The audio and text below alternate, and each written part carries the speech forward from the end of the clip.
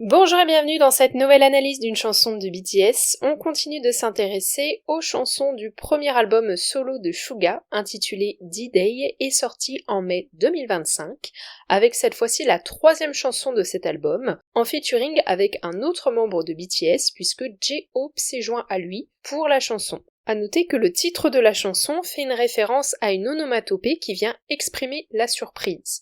Et justement, cette idée de surprise se retrouve dès les premières paroles de la chanson. Qu'est-ce que tu sais de moi, putain? Laisse tomber ces conneries, tu crois que tu me connais tout entier. Chaque merde est ta vie de rêve, ta vie de rêve, ta vie rêvée à propos de moi, c'est ta vie rêvée. Ce premier passage permet tout de suite de comprendre l'idée de surprise et d'étonnement exprimée par le titre de la chanson, puisqu'ici, Suga s'adresse aux personnes qui parlent de lui, que ce soit pour raconter des ragots ou le critiquer. Une idée marquée par la répétition de la phrase « Qu'est-ce que tu sais de moi, putain ?» À travers cette répétition, ce qu'il met en avant, c'est le fait que les gens n'ont pas de connaissances réelles sur sa vie, voire pire, que ce qu'ils disent de lui est erroné. Laisse tomber ces conneries, tu crois que tu me connais tout entier. Dans la suite du passage, il insiste sur l'idée du rêve en le mentionnant à plusieurs reprises. Cela permet de dénoncer la projection mentale que font les gens sur lui et sa vie, et ce qui les amène à parler de lui et à dire des bêtises. La chanson continue avec un deuxième passage, toujours celui de Suga. L'expression gongsure, gongsugo ne s'applique pas à moi, c'est un effort vain. Tellement ringards ces bâtards qui disent qu'ils font de la musique, mais qui sont occupés à acheter de la drogue, l'origine de mon motif musical, le karma de mon succès que j'ai construit depuis dégoût. Tu as réussi par accident, tu as eu de la chance, va te faire foutre. Allez donc à la Maison Blanche. Vous connards, vous ne comprenez pas ce qui est important, vous exposez votre complexe d'infériorité. Pourquoi vous êtes si concerné par ma vie alors que c'est la vôtre qui est merdique? Ouais, le monde d'internet et la réalité sont assez différents. Vivez la réalité, vivez votre vie. Ressaisissez-vous, pan pan pan, dans vos têtes, pan pan pan. Vous prétendez tous être innocents, vous me dégoûtez. Balayez d'abord devant votre porte, sans cesse de nouveaux articles et ragots, le mal de cette ère de l'information. Si votre vraie vie est un merdier, au moins faites un effort pour vous échapper. Je prie sincèrement pour que vous-même, vous réussissiez. Ce deuxième passage commence avec une expression coréenne. Cela signifie arriver au monde et le quitter les mains vides, ce qui permet de souligner qu'il n'est pas nécessaire d'être avide de gloire et de richesse. Et mentionner cette expression permet ici à Suga de se positionner par rapport à celle-ci et d'induire implicitement un portrait positif de lui. Surtout qu'ensuite, il va dresser un portrait péjoratif des personnes qui le critiquent et qui font partie de l'industrie musicale à travers la phrase « tellement ringards ces bâtards qui disent qu'ils font de la musique, mais qu'ils sont occupés à acheter de la drogue ». Ce n'est pas la première fois dans ses chansons solo que Suga fait mention de personnes de l'industrie qui consomment de la drogue. En Corée du Sud, c'est extrêmement mal vu et c'est même condamné par la justice. Néanmoins, c'est quand même une pratique qui semble être courante dans l'industrie musicale. Donc Suga, comme il a une connaissance de ce milieu, il dénonce ici ce type de comportement.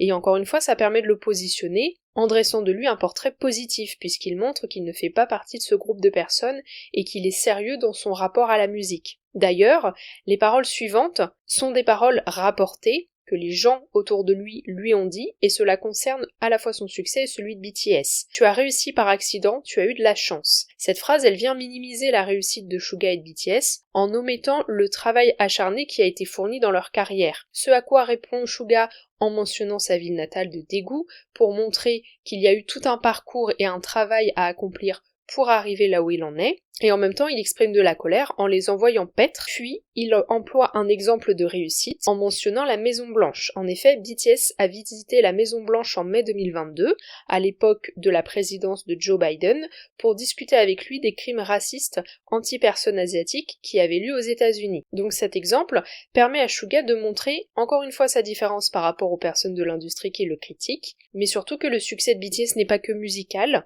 et qu'il est plus important que ça puisque ça fait rayonner le groupe à l'international en lien avec la politique et la diplomatie. Ce passage continue avec une nouvelle mention de la notion du rêve qui est mise en opposition avec la réalité dans plusieurs phrases. Ici, Suga appelle les gens à cesser d'être dans l'irréel et à se concentrer sur la réalité. Il fait également mention d'Internet. Ouais, le monde d'Internet et la réalité sont assez différents. Ça permet de comprendre qu'il s'adresse à une deuxième catégorie de personnes, celles qui le critiquent en ligne. La Corée du Sud est une société qui est extrêmement connectée, beaucoup plus qu'en Occident, et donc les personnalités médiatiques, elles font régulièrement l'objet de discussions et de critiques en ligne de façon très poussée. Donc ce n'est pas étonnant qu'il mentionne ces personnes-là. Et il va également mentionner en fin de passage un troisième groupe de personnes. Cette fois-ci, celle des médias. Sans cesse de nouveaux articles, les ragots, le mal de cette ère de l'information. Donc ici, c'est une critique à pelle voilée du rôle des médias dans tout ce qui est raconté concernant la vie des personnes médiatisées, et c'est aussi une façon de dénoncer l'absence de travail journalistique, puisque c'est mis en opposition avec la notion d'information à travers l'évocation de l'expression l'ère de l'information. La dernière phrase du passage, c'est comme une main tendue néanmoins vers toutes ces personnes qui parlent et qui le critiquent, puisque Suga semble exprimer une attitude plus positive, notamment à travers la phrase « Je prie sincèrement pour que vous-même vous réussissiez ». Ça peut être à la fois ironique, comme une façon de dénoncer que ces gens ont une vie merdique et que c'est pour ça qu'ils critiquent, mais en même temps on peut aussi l'interpréter comme une façon de voir les choses telles qu'elles sont, justement parce que ces gens ont une vie qu'ils n'aiment pas, vont jalouser celle de Suga, et donc vont le critiquer. Enfin, la chanson se conclut par un dernier passage qui, celui-ci, est consacré à J-Hope. Peu importe ce que vous pensez, peu importe ce que vous faites, peu importe ce que vous dites, peu importe ce que vous avez, peu importe ce que vous savez, peu importe ce qui vous êtes, chaque aspect de vous ne mérite pas mon attention. Que dire de plus? Même quand je m'occupe de mes affaires, même quand je trace ma route, je fais les gros titres, je ramène donc le feu à mon retour. Mon plan est d'aller tout droit, dans la rue je garde ça, mes pas vont en profondeur, alors mon comeback est facile, le système qui finira par devenir une insulte, les machines qui surchauffent, parce que j'endure les épreuves mais que je ne tolère pas le mépris, voici le retour que je vous fais.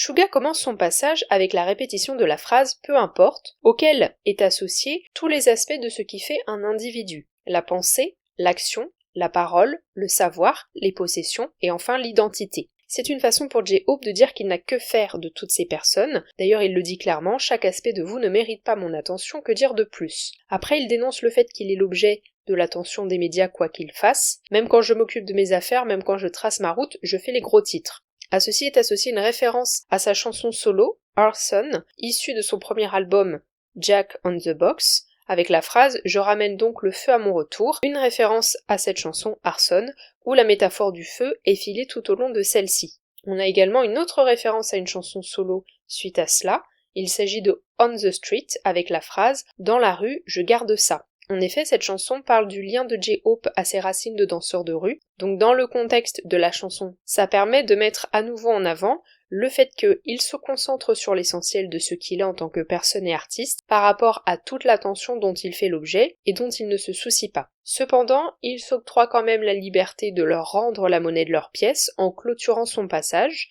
parce que j'endure les épreuves, mais je ne tolère pas le mépris. Voici le retour que je vous fais. Certes, d'un côté, il ne se soucie pas de ce qui est dit sur lui, mais en même temps, il utilise cette chanson pour mettre une limite, en évoquant la notion de mépris qu'il n'accepte pas de la part des personnes qui le critiquent, d'où le fait qu'il s'accorde quand même un petit temps pour leur répondre. En conclusion, cette chanson est une association entre deux membres de BTS pour évoquer toute l'attention dont ils font l'objet. C'est une thématique que l'on retrouve précédemment dans les chansons solo de Suga, puisqu'il a plusieurs fois évoqué les critiques des autres rappeurs ou des personnes qui faisaient partie de l'industrie de la K-pop à son égard. Cependant, la nouveauté ici est qu'il élargit le spectre des personnes concernées, en mentionnant toutes celles qui émettent des avis et des opinions en ligne, ainsi que l'attention que les médias portent aux membres de BTS de façon excessive. J'espère que cette analyse vous aura plu, n'hésitez pas à me dire ce que vous en avez pensé en commentaire. Si vous connaissiez la chanson, que pensez-vous de son message? Si vous avez aimé le podcast, n'hésitez pas à laisser un pouce bleu et à vous abonner si ce n'est pas encore le cas.